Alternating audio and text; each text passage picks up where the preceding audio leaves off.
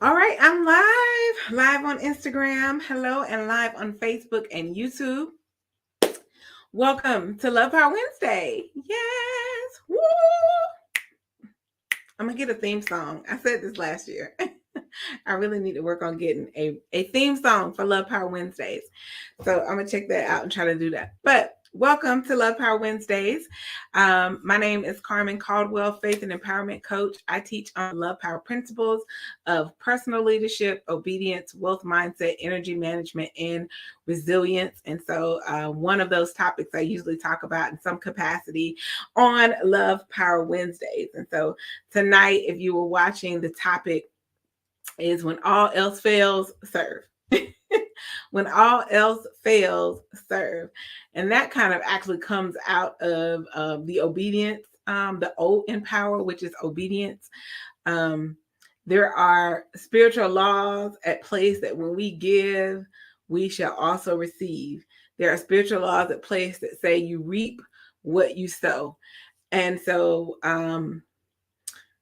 a lot of us have been, or what you hear a lot of people working on for 2023, their vision board, their strategic plans, their business plans, personal development, all these things to grow and achieve.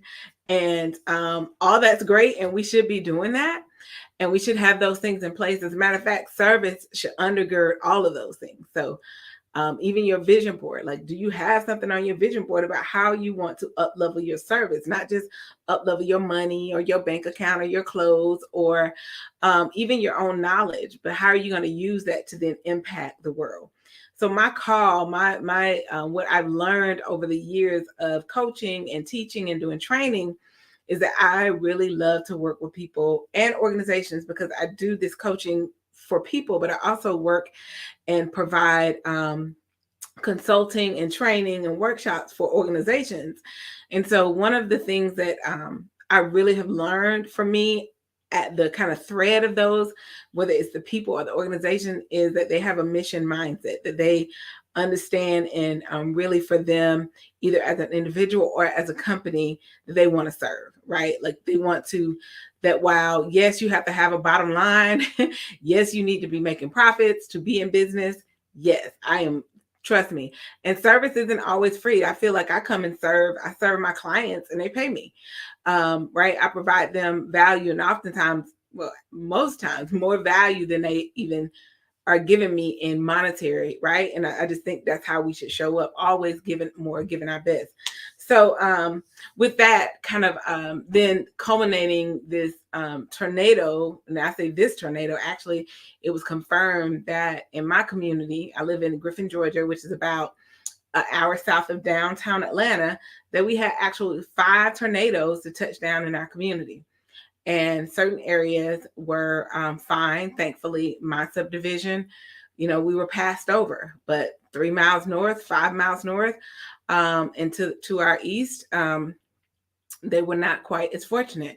And so showing up and serving has been just at the heart all weekend, and then into Monday, I've been able to do that and plan to do some more later this week. So I just think a lot of times we're so focused on the goal and so focused on the outcome that we desire, to whatever it is, make our life better, make more money, hire more people, all of that. And again, nothing is wrong with those goals. Please understand me, because I definitely have some revenue and income goals and profit goals for 2023.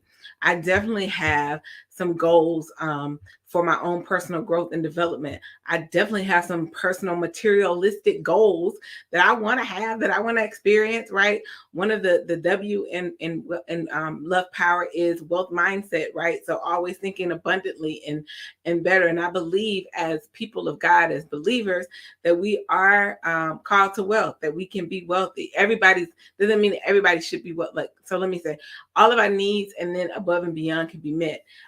Everybody in the kingdom is not meant to be rich, not to be called to be rich, because whatever the call that God has on their life, the riches will come from someone else, right?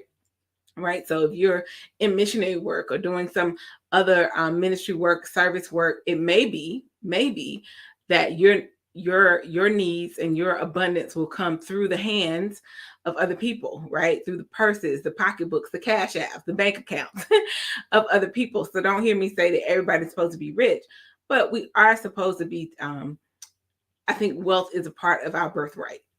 Like, you can't change my mind on that. There's scripture that backs all that up. And so while all of that is true, we also, the point of all of that is that how are we going to serve other people? How are we going to use our wealth to serve other people, our knowledge to serve other people? So some of y'all have had the luxury and opportunity to go and get advanced degrees, right? So you're sitting up on 2 and 3 PhDs and masters and all of that. And so how are you going to serve people with that? Like, what are you going to do with that knowledge that you have to serve other people? And so as we are planning out our 2023, as we're thinking about and looking forward to what we want to see in our lives, I just want to encourage you to have a component in there that's dedicated to service, that where you are able to operate in your gift fully, because our gifts are not for us. They're a gift to the world. So when used to, when we say, somebody think they're God's gift to the world, and I'm like, they are. Like, yeah, they are. And so if somebody told me, like, you think you God's gift to the world, I'd be like, I am, and am God's gift to the world, and yes, right? And so, like, don't nobody know how to come back with that, right? Because it's the truth. All of us are God's gift to the world, and within us are gifts and treasures, right, in this earthen vessel that are a part of us that God has strategically put us in for such a time as this. You were born when you were born. We were born in this era, this dispensation of time, for a purpose, because we have gifts and talents and skills and abilities for this time. I don't think I would have made it 100 years ago. Not this Carmen. No, I need running water and flushing toilets. I do. I promise I do. Right. So that wouldn't have been good for me. And so I laugh because of how people say, when kids are born and you have to see these young kids and they're like, these kids been here before. They smart. They know too much. And I'm like, well, actually, God is implanted into them.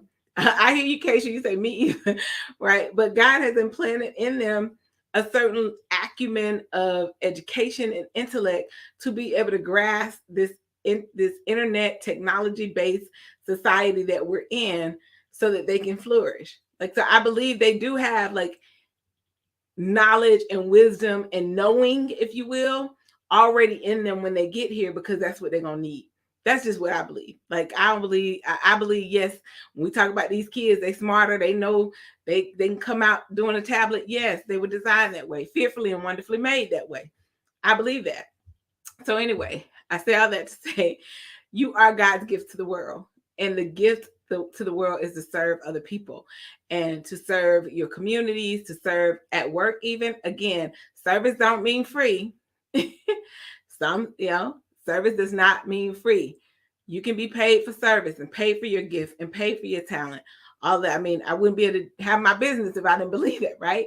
And we know that that's part of how it works, but also just the heart. It is really a heart to serve, right? Because even if you're in business, or even if you have a company, or even when you're going to work and you're getting paid for that task or getting paid for that job, you still need to have a heart to serve people. All of us have been places where people are paid to do work, and you should have come in today. Like, you could have taken the day off. You should have taken the day off, right? Because their heart to serve you is definitely not there. And it may be, life happens, and I try to give grace in those moments, but I also am like, listen, now, here, spending good hard money here, I expect certain levels of service. So, but when all else fails, when our plans fail, when we're like, this not working out, or I don't know how to make this happen, just sit and ask, how can I serve? How can I show up to help somebody else? My bank account may not be what I need it to be. I may not be experiencing I got a call. Who calling me in the middle of LovePower Wednesday? Don't they know? So, when I may not be experiencing the level of health that I want to experience, or whatever it is. Think about, how can I serve? And even, how can I serve in that area? Like, how can I serve somebody or help somebody in the area that I need, right? Getting outside of myself and serving somebody else. There is spiritual laws at work, and we must know the spiritual laws at work and be obedient to those spiritual laws, because they are available to us. And I think a lot of times, as believers, as Christians, sometimes we haven't been taught it in that way.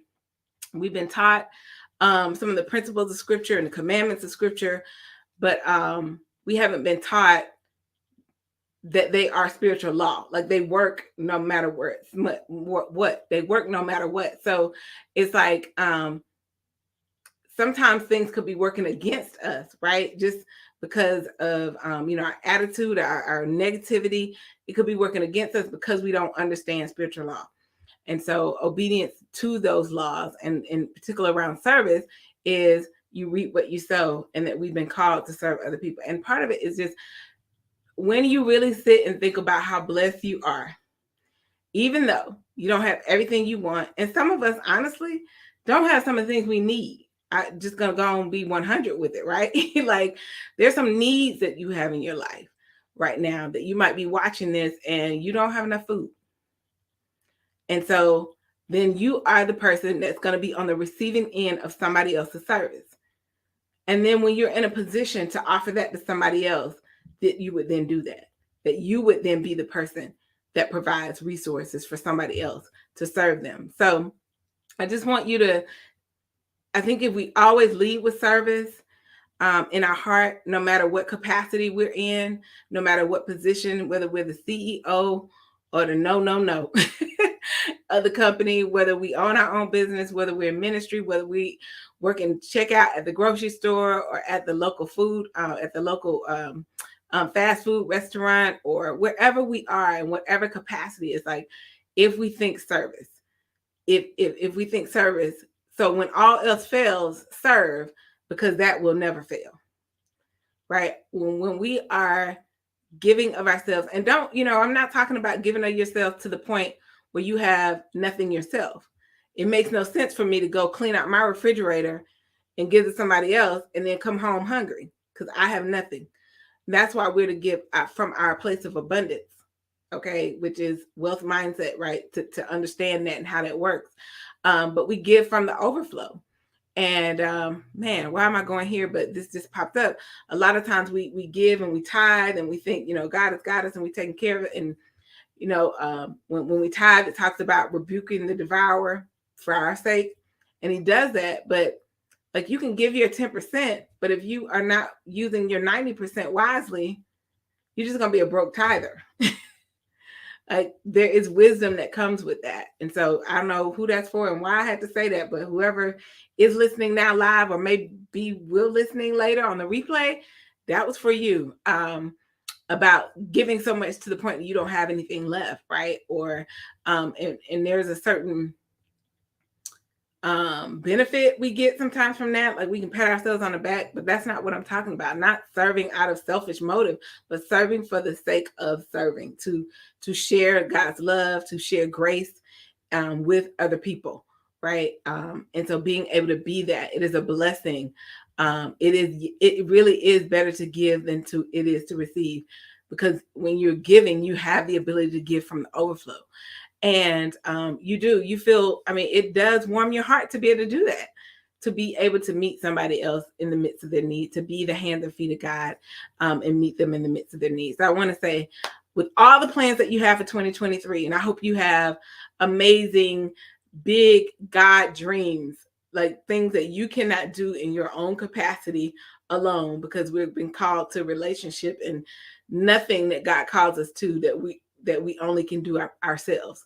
There's always greater. There's somebody coming alongside, somebody, pouring into us, mentoring, somebody behind us, pushing us. There's always that. So whatever your plans are for 2023, the God plans that, I hope that you have considered, how is this plan going to serve other people as well? Not just you, not just your family, but other people as well, so that, I mean, I don't want to go too deep because I try not to make these super long, but there's a whole ecosystem of service. Like, we wouldn't have the levels of poverty we would have if we understood this. And I'm not I'm not into socialism or like none of that. So please don't hear that in what I'm saying. But what I am saying is, when we look out for one another, when we serve one another, there is this energy and reciprocity that happens collectively. So individually, I can experience it, right? Because the law works individually, right? You reap what you sow, right? That you give, and it will be given unto you, good measure, pressed down and running over. Like that works. That spiritual law works individually, but it also works collectively. When we as a collective can start doing that, just imagine the energy flow, because energy is real. It is a real thing. Like, God created science. And so it's a real thing. The energy flow that would start to go throughout our country, throughout our world, of goodness. And so I just want to challenge you on those vision boards. If you haven't, nailed it all down yet, put somewhere on there a goal that you have about serving other people, or even the goals that you have. How can you use those to impact the lives of others? Because that's what Love Power is about. It's about you showing up fully, empowered by God to make a positive impact in your world. Somebody else called me. To make a positive impact in your world. And that's your sphere of influence, right? You don't have to reach the ends of the earth, just where you are. What can you do where you are with what you have? So with that, I want to say thank you for tuning in to Love Power Wednesday. It's always my joy and pleasure. I have an amazing announcement. I have a membership that's coming up, so stay tuned. I'll announce more next week when I have more details. So there'll be a membership opportunity for me to serve you in that membership.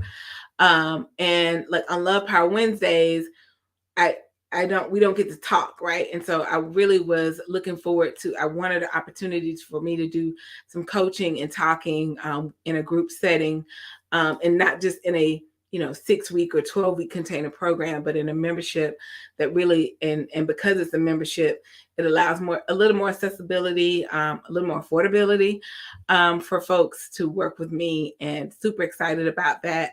So stay tuned for that. More information will be coming. There'll be opportunity for you to join at a special founding member rate.